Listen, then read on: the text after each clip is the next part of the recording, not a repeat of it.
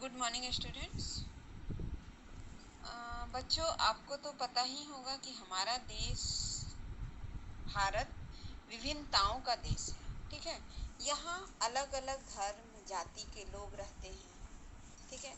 यहाँ अलग अलग जाति धर्म के लोगों के अलग अलग पर्व भी मनाए जाते हैं। ठीक है।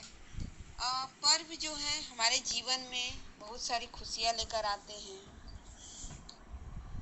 ये जो पर्व मनाए जाते हैं, तो इसमें कुछ पर्व ऐसे होते हैं जो अलग अलग धर्म जाति के लोग अलग अलग अपने पर्व मनाते हैं, और कुछ पर्व ऐसे होते हैं जिन्हें पूरे देशवासी, पूरे राष्ट्र के लोग एक साथ मिलकर मनाते हैं। ठीक है। ऐसे पर्वों को हम लोग राष्ट्रीय पर्व कहते हैं। ठीक है। राष्ट्रीय पर्व जो है वो पूरे देशवासी एक साथ मिलकर मनाते हैं, सभी धर्म जाति के लोग एक साथ मिलकर मनाते हैं। हमारे देश में 3 प्रकार के राष्ट्रीय पर्व मनाए जाते हैं। एक स्वतंत्रता दिवस, गणतंत्र दिवस और गांधी दिवस। ठीक है। गांधी जयंती, ये 3 पर्व जो है हम लोग एक साथ मिलकर बनाए जाते हैं। ये हमारे राष्ट्रीय पर्व हैं। जो स्वतंत्रता दिवस है उसको हम लोग 15 अगस्त को मनाते हैं। इस दिन हमारा देश भारत सदियों से अंग्रेजों का गुलाम बना रहने के बाद आजाद हुआ। ठीक है। लगभग 300 वर्षों तक हमारा देश अंग्रेजों का गुलाम बना रहा, और उसके बाद इस दिन 15 अगस्त को हमारे देश को आजादी मिली। इस आजादी को पाने के लिए बहुत सारे लोगों ने अपने बलिदान दिए। ठीक है।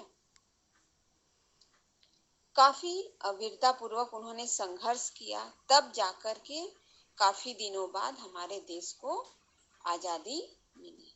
ठीक है। इस आजादी को पाने के लिए हमारे देश में बहुत सारी क्रांतियां हुई। उन्हीं क्रांतियों में से एक क्रांति है 1857 की क्रांति। 1857 की क्रांति में बहुत सारे वीरों ने संघर्ष किए। उन्होंने अपने प्राणों की आहुति भी दी। उन्हीं वीरों में से एक वीरांगना थी झांसी की रानी। ठीक है। और उन्हीं झांसी के रानी के बारे में आज हम इस वीडियो में पढ़ेंगे। ठीक है। ये हमारे पाठ्य पुस्तक में जो सुभद्रा कुमारी चौहान द्वारा लिखी कविता है झांसी की रानी, आज हम उसी के बारे में पढ़ेंगे। झांसी की रानी लक्ष्मीबाई की वीरता के विषय में है ये कहानी। बुंदेलखंड के हरबोले जाति के लोग जो हैं आज भी रानी लक्ष्मीबाई की वीरता के गीत गाकर सुनाते हैं। ठीक है। कवित्री जो है वो कहती हैं कि उसने भी लक्ष्मीबाई की कहानी इन्हीं हरबोलों के मुंह से सुनी है। ठीक है। और उसी उन्हीं जाति के मुंह से, उन्हीं हरबोले जाति के मुंह से जो लक्ष्मीबाई की वीरता का गीत सुना करती थी, तो उसी को उन्होंने एक कविता का रूप दिया। झांसी की रानी कविता को पढ़ने से पहले हम थोड़ा सा सुभद्रा कुमारी चौहान के बारे में जान लेते हैं। सुभद्रा कुमारी चौहान का जन्म 16 अगस्त सन 1904 को नागपंचमी के दिन इलाहाबाद के निकट निहालपुर गांव के एक संपन्न जमींदार परिवार में हुआ था। इनके पिता ठाकुर रामनाथ सिंह शिक्षा के बहुत ही प्रेमी थे, और उन्हीं की देखरेख में इनकी प्रारंभिक शिक्षा भी हुई। सुभद्रा कुमारी चौहान को बचपन से ही कविताएं लिखने का शौक था, और जब ये बहुत छोटी थी, काफी कम आयु की थी, तभी इनकी पहली कविता प्रकाशित हुई। इसके बाद इन्होंने अनेकों कहानियां लिखी। पहला इनका कहानी संग्रह था बिखरे मोती, दूसरा कहानी संग्रह उन्मादिनी, और अंतिम कहानी संग्रह था सीधे साधे चित्र। इसके बाद इसके अतिरिक्त मुकुल तथा त्रिधारा इनकी प्रसिद्ध कविता संग्रह है। ठीक है। सुभद्रा कुमारी चौहान जो है उनका विवाह खंडवा निवासी ठाकुर लक्ष्मण सिंह के साथ हुआ था।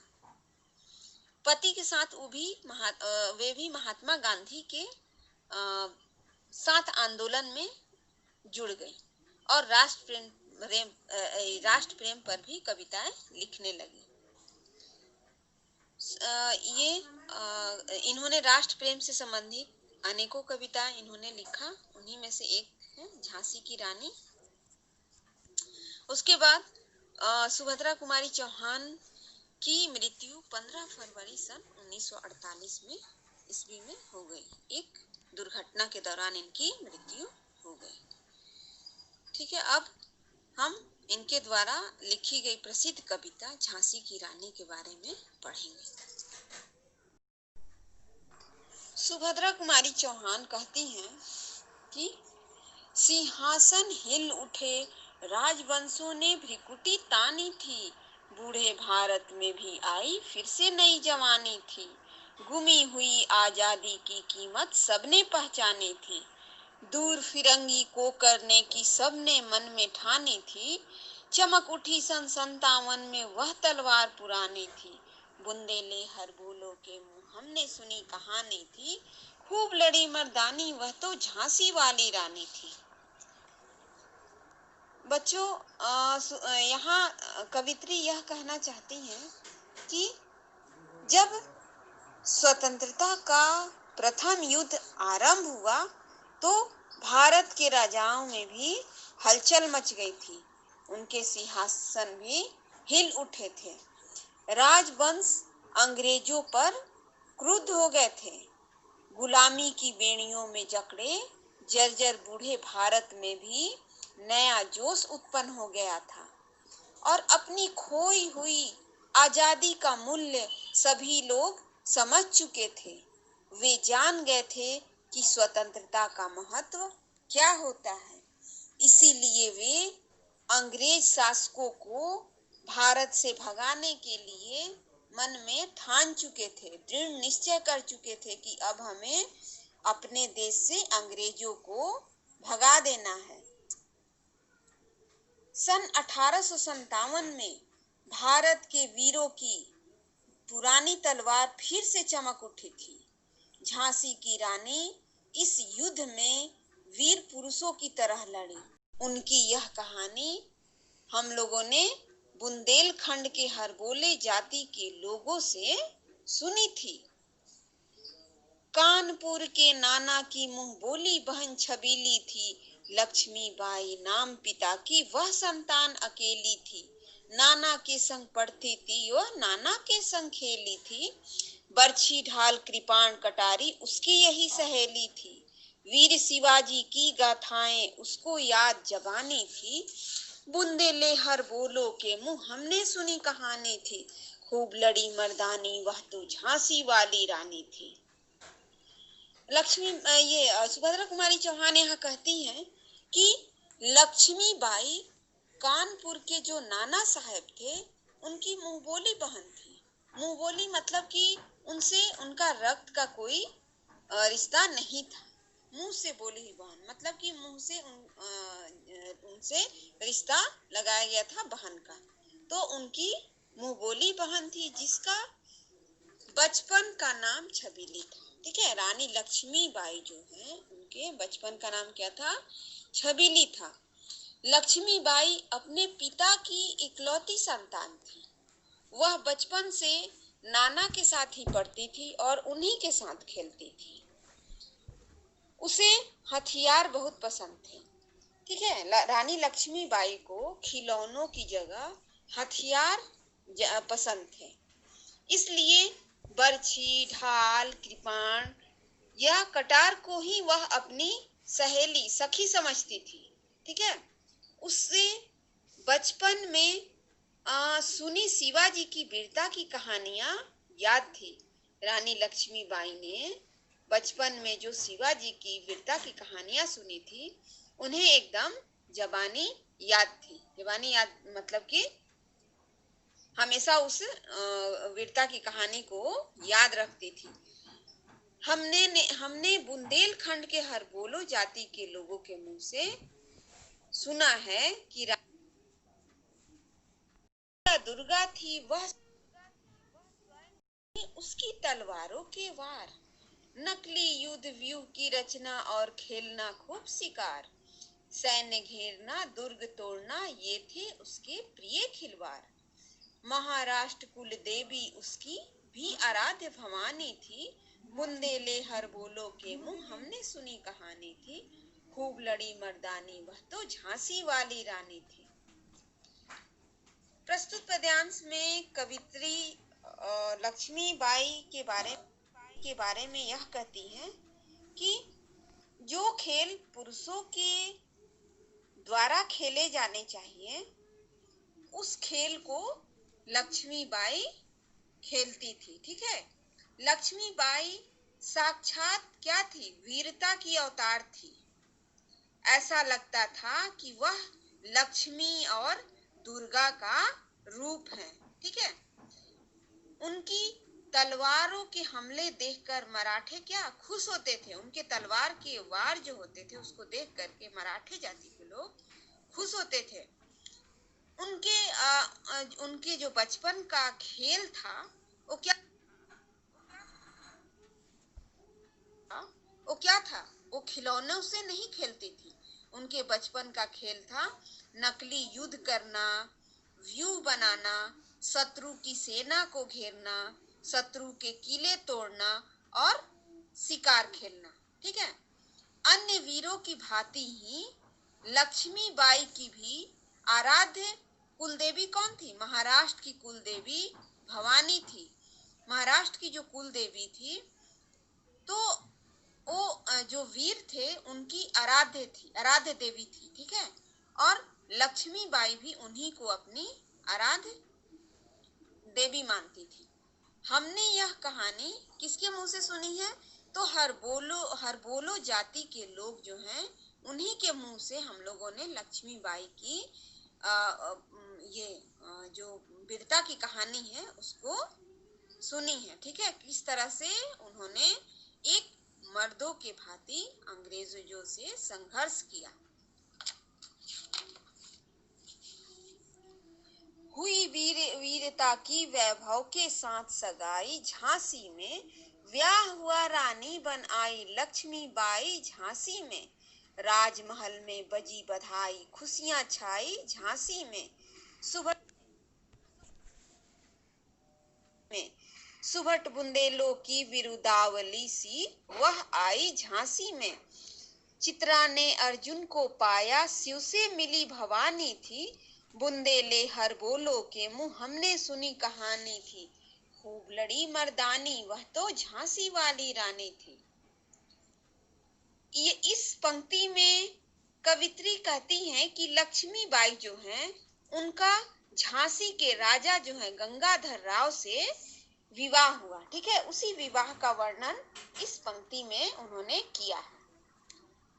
जो वीरता की मूर्ति जो लक्ष्मीबाई हैं उनका धन संपत्ति से भरी झांसी के राजा गंगाधर राव से सगाई हुई। वह विवाह के पश्चात झांसी के राजा गंगाधर राव की रानी बनकर झांसी में आई। उनके विवाह के मौके पर झांसी के राजमहल में खूब बधाइयां बटी और खुशियां मनाई गई। रानी बुंदेलखंड के वीरों की यशो गाथा की तरह झांसी आई। ठीक है, ऐसा लग रहा था जैसे चित्रा को वीर अर्जुन मिल गए। ठीक है,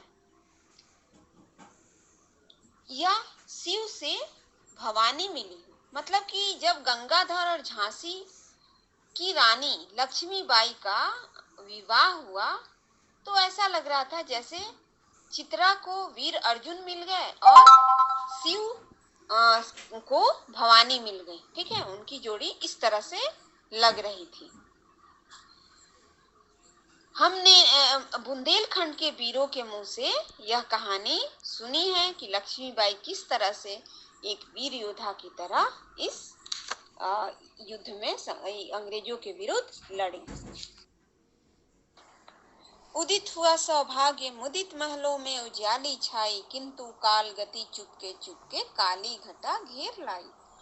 तीर चलाने वाले कर में उसे चूड़ियां कब भाई, रानी विधवा हुई है विधि को भी नहीं दया आई। निसंतान मरे राजा जी रानी शोक समानी थी, बुंदे लेहर बोलो के मुंह हमने सुनी कहानी थी।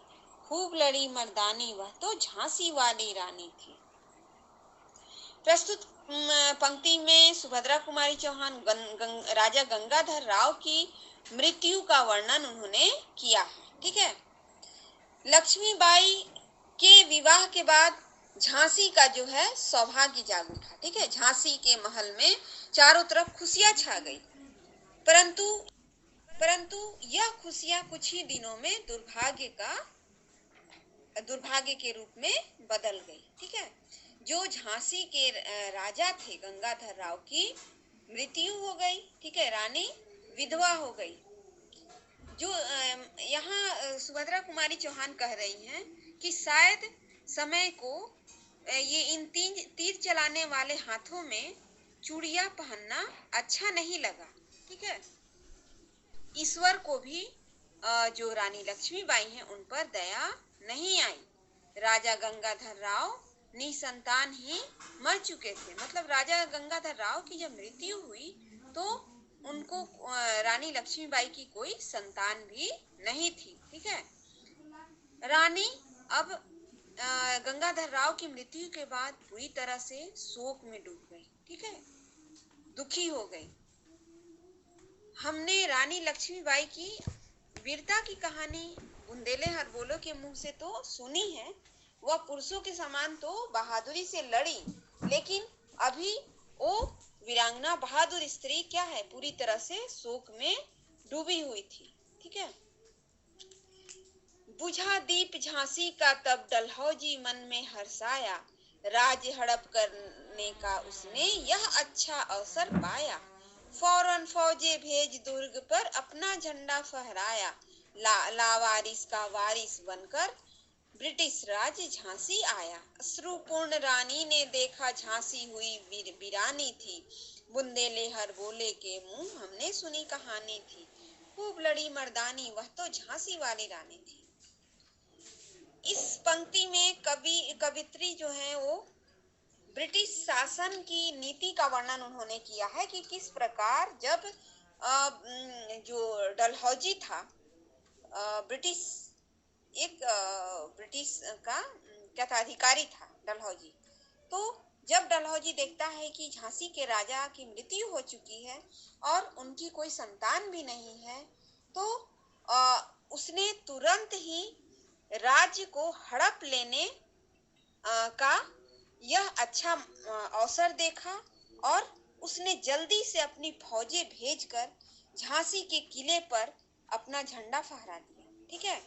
और अपने अधिकार और झांसी पर अब उसने अपने अधिकार की घोषणा कर दी। ठीक है। रानी के आंख तो आंसू से भरे हुए थे। रानी क्या है, काफी दुखी थी उस समय। उन्होंने अपने आंसू भरी हुई निगाहों से देखा कि झांसी क्या है, उजड़ रहा है। अब तो झांसी अंग्रेजों के अधिकार में आ गया है और यह झांसी जो है अब क्या हो जाएगा, बर्बाद हो जाएगा, उजड़ जाएगा। ठीक है। अनुनय विनय नहीं सुनता है विकट फिरंगी की माया, व्यापारी बन दया चाहता था जब यह भारत आया। डलहौजी ने पैर पसारे अब तो पलट गई काया, राजाओं नवाबों को भी उसने पैरों ठुकराया। रानी दासी बनी यह दासी अब महारानी थी, बुंदेले हर बोलो के मुंह हमने सुनी कहानी थी। खूब लड़ी मर्दानी वह तो झांसी वाली रानी थी।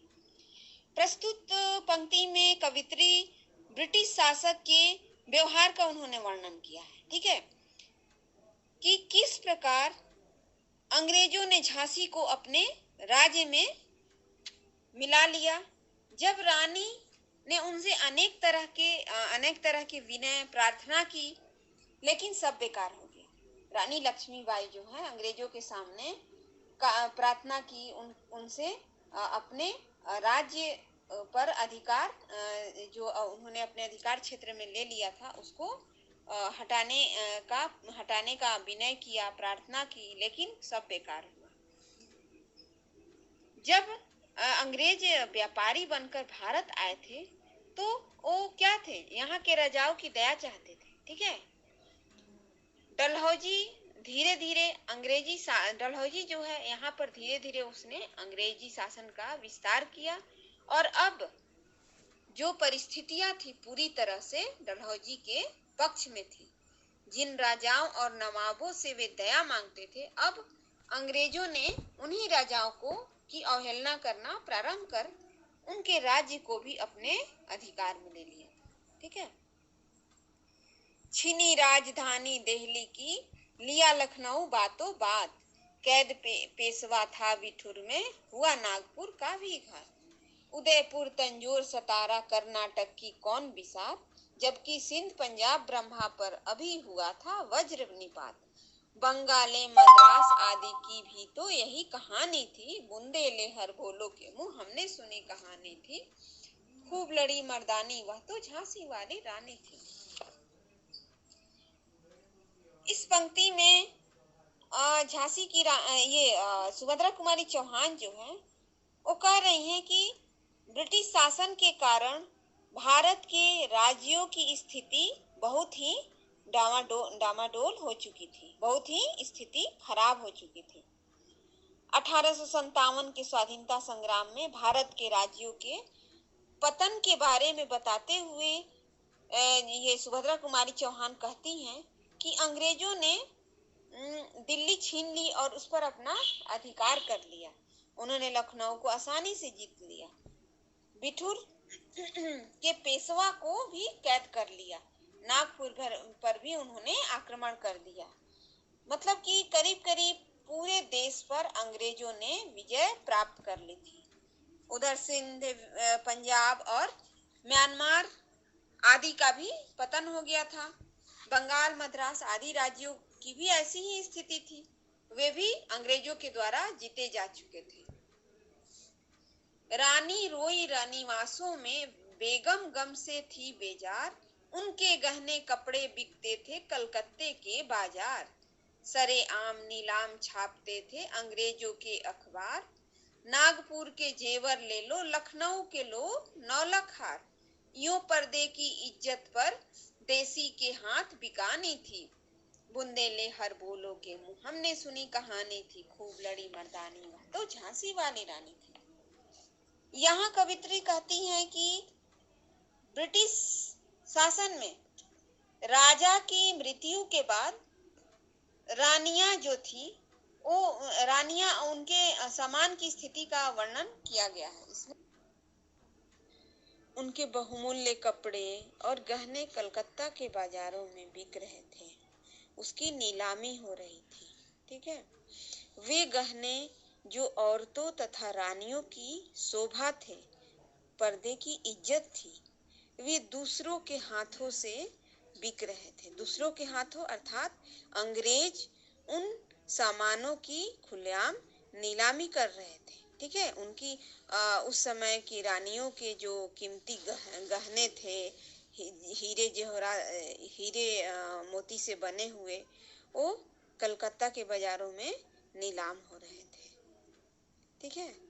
ठीक है बच्चों, इस कविता का आगे का भाग जो है हम लोग अपने अगले वीडियो में पढ़ेंगे। आज के लिए बस इतना ही।